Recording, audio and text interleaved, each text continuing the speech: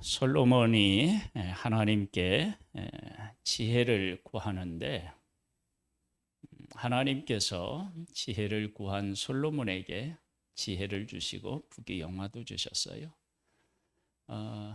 하나님께서 왜 솔로몬에게 지혜를 주셨는지, 그리고 그 지혜를 주신 이유와 목적이 어디에 있는지, 그걸 우리가 오늘 같이 생각해 보겠습니다.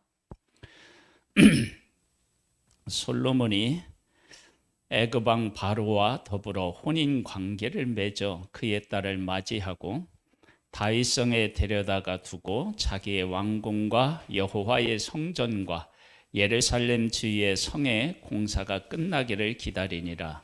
그때 여호와의 이름을 위하여 성전을 아직 건축하지 아니하였으므로 백성이 산당에서 제사하며 솔로몬이 여호와를 사랑하고 그의 아버지 다윗의 법도를 행하였으나 산당에서 제사하며 분향하더라.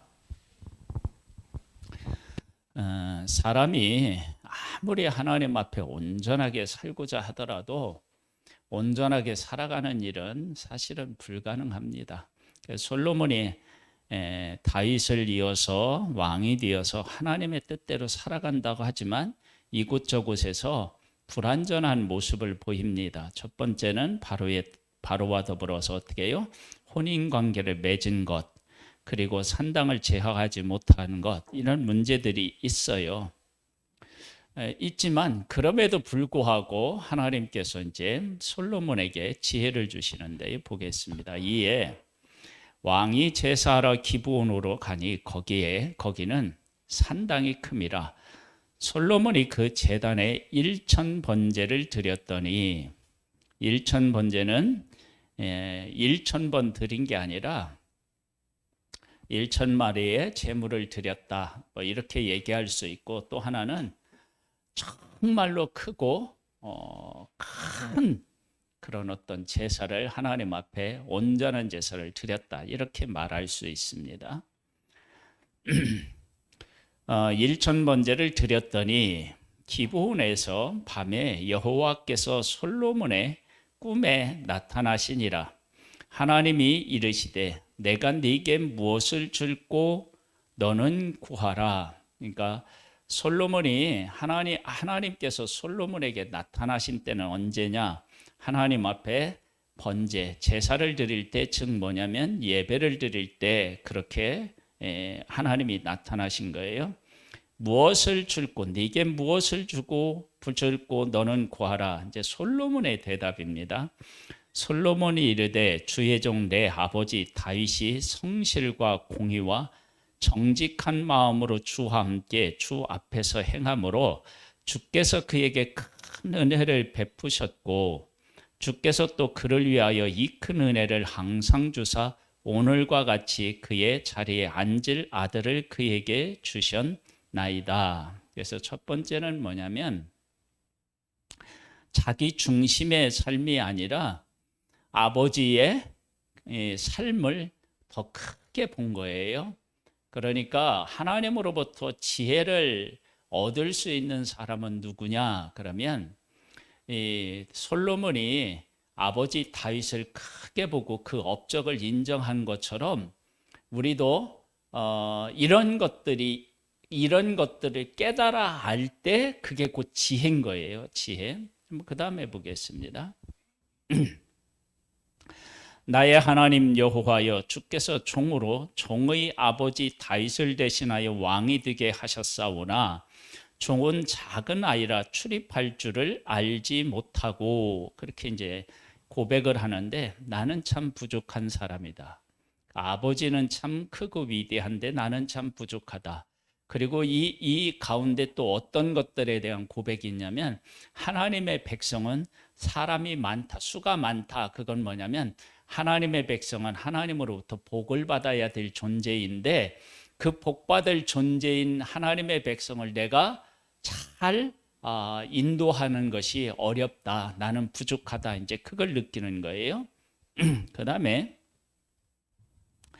나의 하나님 여호와여, 주께서 종으로 주의 아버지 다윗을 대신하여 왕이 되게 하셨사오나 종은 작은 아이라 출입할 줄을 알지 못하고 주께서 택하신 백성 가운데 있나이다. 그들은 큰 백성이라 수유가 많아서 셀 수도 없고 기록할 수도 없사오니 누가 주의 이 많은 백성을 재판할 수 있사오리이까. 듣는 마음을 종에게 주사 주의 백성을 재판하여 선악을 분별하게 하옵소서. 여기서 선악을 분별하게 해달라는 기도를 쉽게 표현하면 뭐냐면 하나님의 뜻으로 백성을 잘 이끌 수 있게 해달라, 이제 그런 기도죠. 솔로몬이 이것을 구하매 그 말씀이 주의 마음에 든지라. 여러분, 지혜는 누가 받을 수 있느냐? 그러면 하나님의 마음에 든 사람, 그러니까 하나님의 마음을 헤아리는 사람이 하나님이 주신 지혜를 받는 사람이에요. 그래서 솔로몬은 하나님으로부터 지혜를 받기 이전에 하나님의 마음을 헤아릴 줄 아는 지혜가 이미 있었던 거예요. 여러분, 하나님의 마음, 하나님의 뜻에 대한 헤아림이 없는 사람에게 지혜가 임하면 그 사람은 그게 독이 됩니다. 그래서 우리가 하나님으로부터 지혜를 받으려면 뭐부터 필요하냐면 하나님의 뜻, 하나님의 마음이 어느 곳에 있는지를 깨달아 아는 것부터 시작해야 됩니다. 그걸 알지 못하고 하나님으로부터 지혜를 달라 그러면 그게 큰 문제가 됩니다. 좀 더 설명하면 이렇습니다. 솔로몬은 아버지가 위대하고 백성이 위대하고 하나님이 위대하십니다. 이 세 가지를 깨달았어요. 이 세 가지. 이 세 가지는 우리들이 지금 깨달아 알아야 될 일이에요. 깨달아야 될 일. 우리에게는 예수 그리스도가 위대하고 교회가 위대한 거예요. 그리고 하나님이 위대하신 거예요. 이걸 우리가 그 가장 귀중한 이 사실을 깨달아 알면 요 깨달아 아는 것이 곧 지혜입니다. 그리고 그 지혜가 있을 때 하나님 아버지께서 뭐 하냐면 세상 이치를 깨달아 알 수 있는 지혜를 주시는 거예요. 근데 그것을 깨달아 아는 사람에게 왜 하나님께서는 부귀 영화도 주시느냐, 그걸 한번 이제 생각해 보겠습니다. 11절에 이에 하나님이 그에게 이르시되 네가 이것을 구하도다. 자기를 위하여 장수하기를 구하지 아니하며 자기를 위하여 또 자기를 위하여 부도 구하지 아니하며 자기 원수의 생명을 멸하기도 구하지 아니하고 오직 송사를 듣고 분별하는 지혜를 구하였으니, 요런 마음을 갖게 된 것 자체가 이미 지혜로운 거예요. 그 지혜가 있을 때 하나님이 뭐를 더하신다고요? 지혜를 더하시는 거예요. 내가 네 말대로여 네게 지혜롭고 총명한 마음을 주노니 네 앞에도 너와 같은 자가 없었거니와 네 뒤에도 너와 같은 자가 일어남이 없으리라. 내가 또 네가 구하지 아니한 부귀와 영광도 네게 주노니 네 평생에 왕들 중에 너와 같은 자가 없을 것이라. 네가 만일 내 아버지 다윗이 행한 것 같이 내 길로 행하며 내 법도와 명령을 지키면 내가 또 네 날을 길게 하리라. 하나님께서 구하지도 않은 뭐를 주시겠다고 했어요? 부귀와 영광을 주시겠다고 했어요. 왜 지혜를 구한 자에게 부귀와 영광을 주었을까요? 간단해요. 왜냐하면 지혜가 없는 사람에게 부귀와 영광을 주면 그것이 그 사람에게 뭐가 되느냐면 독이 됩니다. 그래서 지혜가 없는 사람에게 부귀와 영광이 임하면 그 사람도 망하고 그 주위에 있는 사람도 망해요. 근데 나중에 솔로몬도 이 지혜를 가지고 얻은 부귀와 영광을 제대로 관리를 했나요? 못했나요? 못했잖아요. 하나님이 주신 지혜를 가지고도 부귀와 영광을 제대로 다스리는 것이 그렇게 어려운 거예요. 그래서 하나님께서 지혜를 가지고 있는 사람에게 부귀와 영광을 주시는 것은 왜 그에게 주시냐냐? 그 지혜가 없으면 물질, 명예 이런 것들을 제대로 다스릴 수가 없어요. 그걸 다스리지 못하면 어떻게 되냐? 그것으로 인하여 사람이 망하는 거예요. 그래서 하나님께서는 우리에게 부귀와 영화를 주시기 이전에 무엇을 우리에게 먼저 주시기를 원하느냐? 그러면 지혜를 주시기를 원해요. 하나님의 소중함, 예수 그리스도의 소중함, 교회의 소중함, 이런 가치를 먼저 깨닫게 하신 후에 하나님께서 무엇을 주시느냐? 부귀 영화를 주시는 거예요. 그거 없이 주시잖아요. 그럼 우리가 하나님으로부터 받은 것들이 우리에게 복이 되지 않고 그것이 우리에게 저주가 될 수 있어요. 그래서 내가 하나님으로부터 부귀 영화를 받아서 누리고 싶다 그러면 솔로몬처럼 본질적인 것, 정말 가장 위대하고 소중한 것이 무엇인지를 깨달아 알으셔야 돼요. 그걸 깨달아 알면 그 다음에 필요한 대로 하나님이 어떻게 해요? 다 공급해 주시는 거예요. 저는 마이클 조 선교사님의 그 간증을 들으면서 저 선교사님은 정말 하나님이 주시는 복을 받아야 된다. 그렇게 제가 인정해요. 왜 그렇게 인정할 수밖에 없느냐? 그러면 그 마이클 조 선교사님은 영혼에 대한 소중한 가치를 인식하고 있어요. 이번에 미국에 다녀오셨는데 그 선교사님이 미국에 가서 어떤 사람의 한 이 학교를 보여줬어요. 학교가 뭐 얼마 3만 평이라고 했나요?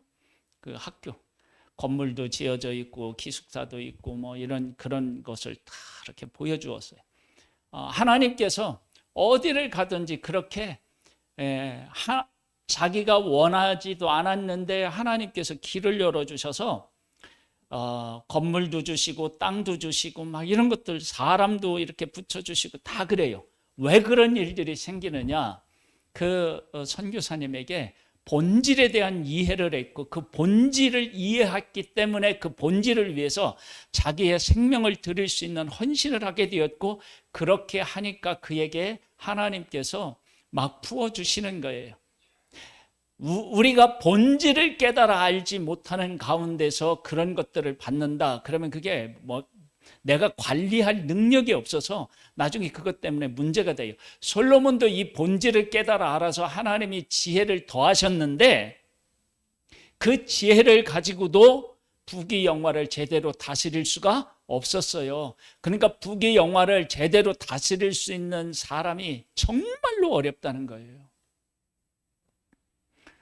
그래서 하나님 앞에서 내가 본질에 대한 것들을 잊어버리지 않고 항상 기억하며 그 본질 위에 서 있도록 애를 써야 돼요. 그렇게 이제 하나님으로부터 받은 후에 이제 어떤 일이 생기냐? 15절에 보면 솔로몬이 깨어보니 꿈이더라. 이에 예루살렘에 이르러 여호와의 언약궤 앞에 서서 번제와 감사 제물을 드리고 모든 신하를 위하여 잔치하였더라.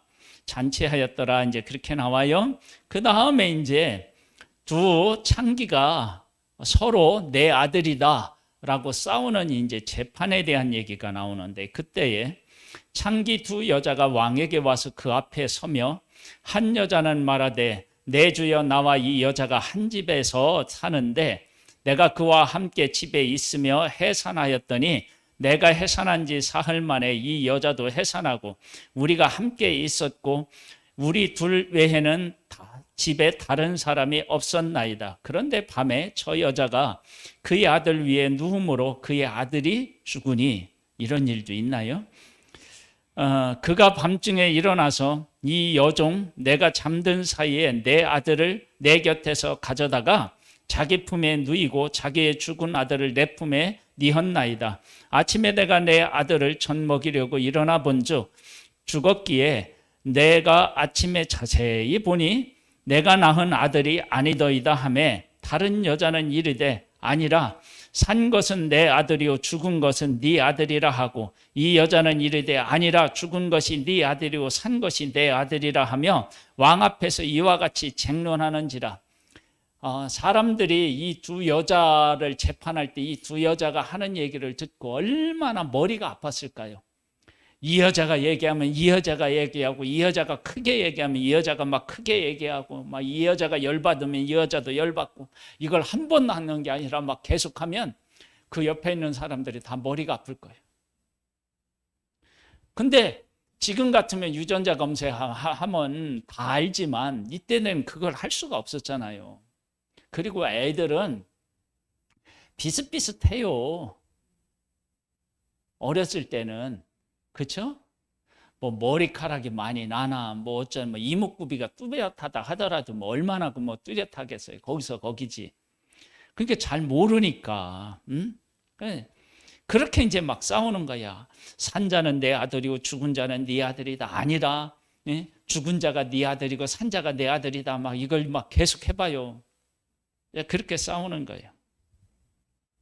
왕이 이르되 이 여자는 말하기를 산 것은 내 아들이요 죽은 것은 네 아들이라 하고 저제 여자는 말하기를 아니라 죽은 것이 네 아들이요 산 것이 내 아들이라 하는도다 하고 또 이르되 칼을 내게로 가져오라 하니 칼을 왕 앞으로 가져온지라. 왕이 이르되 산 아이를 둘로 나누어 반은 이 여자에게 주고 반은 저 여자에게 주라.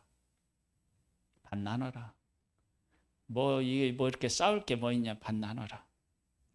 이제 그 산 아들의 어머니 되는 여자가 그 아들을 위하여 마음이 불붙는 것 같아서 왕께 하려 청하건대 내 주여 산 아이를 그에게 주시고 아무쪼록 죽이지 마옵소서 하되 다른 여자는 말하기를 내 것도 되게 말고 네 것도 되게 말고 나누게 하라 하는지라.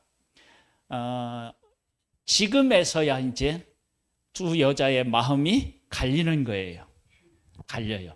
그런데 이렇게 갈리게 한 것이 솔로몬의 말에 의한 것이 아니라 하나님께서 그렇게 판결하게 하셨고, 그리고 그 판결한 일에 하나님이 개입하셔서 이 어머니, 이 두 여자에게 그런 마음을 갖게 하고 고백하게 하신 이가 누구겠어요? 그분이 하나님이세요. 그래서 솔로몬에게 지혜를 주시겠다라고 말씀하신 그 말씀에는 지혜를 그냥 이렇게 던져서 줘서 그 지혜로 살아가게 하신 것만이 아니라 더 중요한 건 뭐냐면 솔로몬이 살아간 삶 속에 하나님이 개입하셔서 그 솔로몬이 사람들로부터 존중을 받고 귀중히 여김을 받도록 하나님께서 친히 일하시겠다라고 하는 것이 그 안에 내포되어 있다라고 하는 것을 알 수 있어요. 그러니까 우리가 하나님으로부터 어떤 것을 구해서 얻으려고 할 때 지혜라고 하는 하나의 어떤 그 은사적인 측면을 하나님께서 우리에게 주시는 것으로 생각하지 마시고, 우리가 지혜를 구한다 그러면 내가 어떤 일을 할 때 지혜가 되시는 하나님께서 나와 동행하셔서 그 일이 하나님의 뜻대로 진행되도록 하나님이 일하신다라고 하는 개념으로 받아들이셔야 된다고요. 만일에 하나님이 우리에게 지혜라고 하는 기능적인 면만 우리에게 주시고 우리가 살아가는 삶에서 하나님께서 일하시는 것이 없다 그러면 우리는 지혜를 받는 것이 복이 아닌 거예요. 그래서 지금 솔로몬이 지혜를 구하고 그걸 가지고 재판을 하는데 누가 친히 개입하시냐면 하나님이 친히 개입하셔서 이 두 여자 중에 친엄마는 죽이지 말라 이렇게 고백하게 하시고, 친엄마가 아닌 여인은 그를 죽이라고 하도록 그렇게 하나님께서 마음을 어떻게 해요? 나누어서 고백하도록 만드셨다는 거예요. 그래서 내가 하나님으로부터 그렇게 방언의 은사, 예언의 은사 이런 것들을 하나님이 내가 하나님 앞에 구한다 그러면 하나님 앞에 그 은사를 구하는데 그 은사만이 내게 임하는 것이 아니라 그 은사가 내게 임할 때 하나님께서 내 삶에서 일하시는 것을 가장 중요하게 생각하고 그것을 위해서 나에게 은사를 주셨다라고 하는 것을 잊지 말아야 돼요. 그러니까 방언을 주셨다 그러면 방언하도록 하는 은사만을 주시는 게 아니라 방언 속에 하나님이 일하시도록 그렇게 하기 위해서 하나님이 함께 하셔서 방언을 통해서 일하시고 개입하시기 위해서 방언을 주셨다. 그러니까 예언을 주셨다 그러면 예언하도록 하는 은사만 주신 게 아니라 그 예언을 했을 때 하나님께서 이 예언 속에 함께 하셔서 열매가 맺히도록 하기 위해서 주셨다. 그러니까 우리가 은사만 붙잡고 하나님을 놓치면 이 은사는 뭐가 되냐면 우리에게 저주가 됩니다. 그래서 나중에 솔로몬이 하나님이 주신 이 지혜를 받았어요. 그리고 이 지혜를 가지고 사람들을 통치하고 만물에 있는 여러 가지 원리들을 다 깨달아 알아서 사람들에게 막 설명하고 다 해요. 그래서 주변에 있는 나라, 먼 나라의 왕들까지도 다 어떻게 해요? 그 지혜를 듣기 위해서 왔어요. 그런데 솔로몬이 뭘 놓치냐면 하나님과 동행하는 걸 놓치는 거예요. 그래서 여기에 뭐라고 나왔느냐면 이렇게 나왔어요. 14절에 보면 네가 만일 네 아버지 다윗의 행함같이 내 길로 행하며 내 법도와 명령을 지키면 내가 또 네 날을 길게 하리라. 지혜를 주었지만 그 지혜를 붙잡고 있는 것이 뭐냐면 어떻게 해요? 하나님의 법도와 명령을 지키는 것이 그 지혜를 붙잡는 거지. 그걸 놓치면 지혜도 함께 어떻게 해요? 날아가는 거예요. 그래서 솔로몬이 재판을 할 때 하나님이 이 재판하는 곳에 친히 개입하셔서 여인들로 하여금 다르게 느끼고 다르게 어떻게 해요? 말하도록 하신 거예요. 전에는 사람들이 아무리 꼬셔도 동일한 마음, 동일한 말을 하게끔, 그러니까 그 속마음을 알 수 없게끔 그걸 속마음을 털어놓지 못하는 거예요. 자기가 연기를 하고 그런데 하나님의 지혜가 임하니까 자기를 속이지 못하는 거예요. 솔직하게 고백. 그런 일을 하나님이 하실 때 솔로몬이 재판한 것이 지혜로운 재판이 되는 거예요. 만약에 제가 하나님의 말씀을 깨닫는 지혜를 받았어요. 그러니까 하나님의 말씀을 내가 지혜롭게 전했는데 우리 성도님들이 듣기에 저건 새로운 해석이구나. 그리고 말아버리면 그 의미가 없어요. 근데 하나님이 주시는 지혜를 제가 받아서 하나님의 뜻대로 살아서 제가 전할 때 그 말씀을 듣고 우리 성도님들이 은혜를 받고 회개할 자는 회개하고 감사할 자는 감사하고 이런 일들을 하나님이 하실 때 하나님께서 저에게 말씀의 은혜를 주신 열매가 맺히는 것이지 하나님이 주신 지혜라고 하는 기능적인 것만 가지고 내가 이걸 할 수가 없는 거예요. 그러면 우리 한번 생각해 볼 필요가 있어요. 나를 한번 내가 하나님 앞에 기도를 하는데 그 기도 중심에 무엇을 구한단 말이에요? 근데 그 구하는 것이 돈이면 돈을 구하면 안 된다고요. 그 돈을 구한다 할지라도 그 돈을 구하는 것 속에 하나님이 임재하시면 이 돈을 내가 어떻게 써야 되겠다라고 하는 가장 중요한 개념, 이 신앙 고백이 내 안에 살아있고 그것을 실천한 믿음이 있을 때 내가 돈을 구했을 때 돈을 주시는 것이 돈이 나한테 들어오는 것이 복이지 그냥 돈이 들어오는 것은 절대 복이 아니에요. 왜냐하면 그 들어오는 돈을 내가 잘 관리할 능력과 힘이 없어요. 절대 없어요.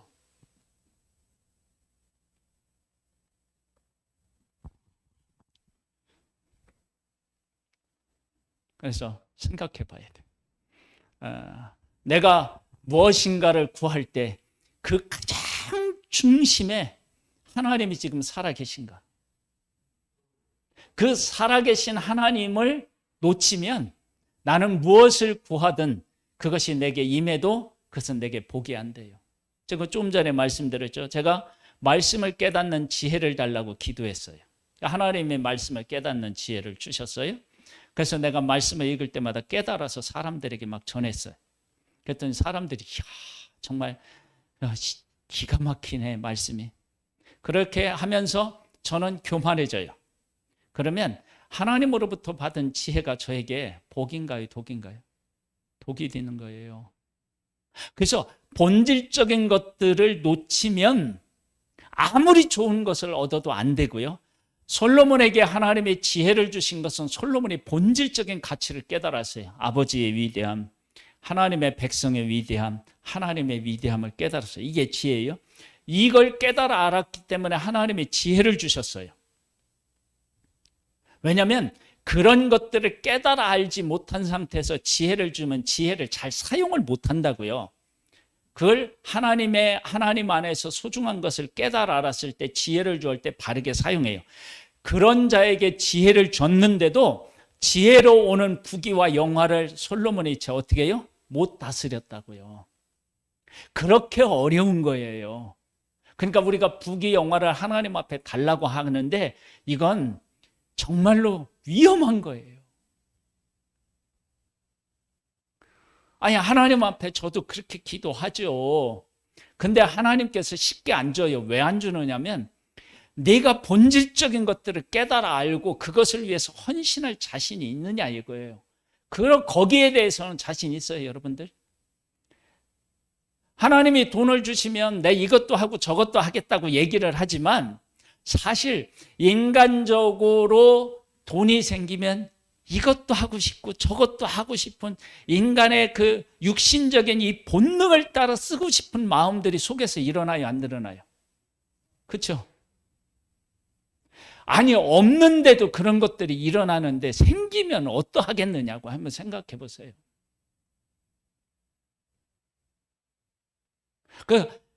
그래서 성령의 은사를 받든 아니면 이 세상에 필요한 어떤 재능들을 하나님으로부터 받든 본질적인 것들이 내 안에 살아있지 않는 한 그것은 나에게 오면 독이 되는 경우가 많은 거예요.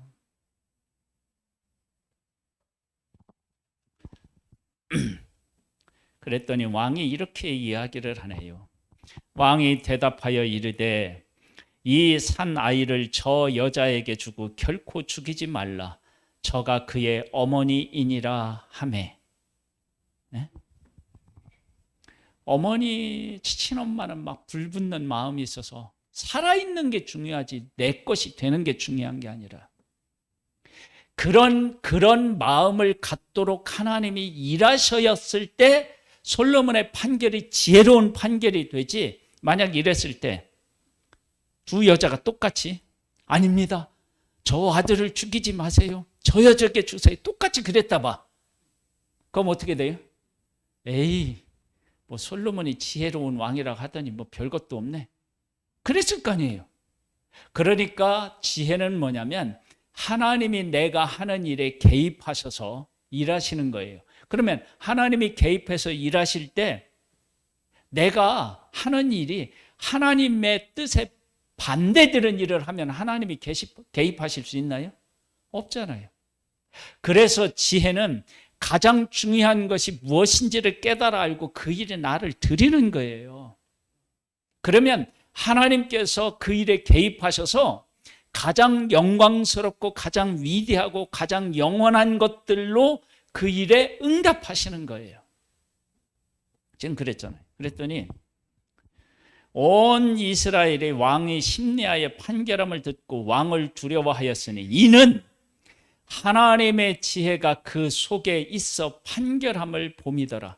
하나님의 지혜가 있다는 얘기는 뭐냐면 하나님이 솔로몬의 판결 속에 직접 개입하셔서 일하시는구나, 이것만큼 두려운 게 어디 있겠어요?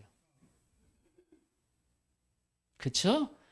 그러니까 우리들이 하나님 앞에 이런 마음을 가지고 하나님 앞에 구하느냐, 잘 생각해 보세요. 이런 마음으로 구하기가 얼마나 어렵습니까? 내가 하고 싶은 일에 하나님이 개입하셔서 일하신다라고 하는 생각을 우리가 한다면 내가 지금 계획하면서 일하려고 하는 그 일을 할 수 있겠느냐 없겠느냐 한번 생각해 보세요. 그러면 이건 하나님이 개입하셔서 일하셔도 내가 얼마든지 떳떳하게 그걸 하나님 앞에 내놓을 수 있다. 그러면 내가 하나님이 주신 것들을 바르게 사용하는 것이지만, 그러나 내놓고 할 때 하나님 앞에서 이거 좋아하실까 안 하실까 막 고민이 되고, 이건 하나님이 개입하셔서 일하시면은 이건 내가 원하는 방향으로 안 될 것 같아, 이런 것들이 있다면 나는 지금 본질적인 것들을 깨달아 알고 그 가운데서 살아가는 게 아닌 거예요. 여러분, 하나님이 우리에게 무엇을 주실 때 본질적인 것들이 우리에게 살아있을 때 그것이 주어지면 그게 복이지만, 그것을 잃어버리면 솔로몬이 나중에 북이 영화 때문에 어떻게 되느냐, 자기도 망하고요, 남북으로 갈리게 되는 그 가장 중요한 이유가 뭐냐면, 솔로몬이 나중에는 하나님이 함께 해주시지 않으니까 자기가 지금까지 누렸던 북의 영화를 자기 힘으로 관리하기 위해서 백성들로부터 막 세금을 많이 걷어서 자기 북의 영화를 이렇게 유지하기 위해서 얼마나 백성들을 고통스럽게 했는지 몰라요. 그래서 그 아들 르호보암이 왕이 되었을 때 백성들이 와서 이야기하잖아요. 우리 세금 좀 감해줘라. 그리고 우리를 좀 불러서 일 시키는 일 좀 그만 좀 해둬라. 우리 너무 살아가는 것이 힘들다. 왜냐하면 하나님을 떠나니까 하나님께서 솔로몬이 하고자 하는 일에 개입하시지 않으니까 자기가 그것을 해내야 되잖아요. 자기가 스스로 뭐 얼마나 능력 있겠어요, 솔로몬이. 그러니까 어떻게 되냐면 백성들로부터 어떻게 해요? 그 왕의 권위를 가지고, 권세를 가지고 신 눌러가지고 그 일을 하게 만드니까 백성이 힘들었던 거예요. 근데 지금은 어떠냐? 하나님의 마음과 뜻, 가장 중요한 것을 깨달아 알고 그 깨달아 아는 것들을 하나님의 뜻대로 사용하니까 하나님이 오셔서 일하시는 거예요. 이게 지혜로운 삶인 거예요. 이런 삶을 사는 자에게 하나님께서 구하시는 것을 주시는 거예요. 이런 지혜로운 삶이 우리 성도님들의 삶이 되시기를 간절히 축원합니다. 할렐루야. 하나님 아버지 감사합니다. 우리를 사랑해 주셔서 감사합니다. 솔로몬에게 하나님께서 지혜를 주신 것은 그 지혜를 가지고 지혜로부터 오는 것들을 잘 관리해서 하나님의 영광을 드러낼 수 있겠다고 판단하셨기 때문입니다. 그런데 솔로몬은 하나님이 주신 것으로 그 하나님이 주신 것을 제대로 관리하지 못했습니다. 그만큼 하나님께서 우리에게 주신 것을 관리하는 것이 힘듭니다. 우리가 하나님 앞에 구하는 것들이 있는데, 구하는 것을 하나님이 우리에게 주셔도 우리는 그것을 받아서 하나님의 뜻대로 하나님이 친히 개입하셔서 일하시도록 하는 일에 우리가 제대로 준비되어 있지 않을 수 있습니다. 그런 것들을 바르게 깨달아 알고 무엇이 더 중요한지를 깨달아 알아서 그 중요한 것을 위해서 나를 기꺼이 드리겠다라고 하는 그 삶의 헌신이 있을 때 하나님 아버지께 구하는 모든 것들을 우리가 받아 누릴 수 있고 그 일들을 통하여서 하나님의 영광도 드러낼 수 있는 줄 믿습니다. 그렇게 지혜롭게 하나님 앞에 쓰임받고 존귀하게 쓰임받는 우리 모두가 되기를 소망합니다. 하나님의 성령으로 우리를 붙잡아 주시고 이끌어 주시옵소서. 지금은 우리 주 예수 그리스도의 은혜와 하나님 아버지의 독생자를 보내주신 그 크신 사랑하심과 성령님의 감동 감화하시고 역사하시는 은혜가 하나님의 뜻을 깨달아 알고 그 가운데서 승리하기를 원하는 사랑하는 성도들 위해 이제로부터 영원토록 함께 있을지어다. 아멘.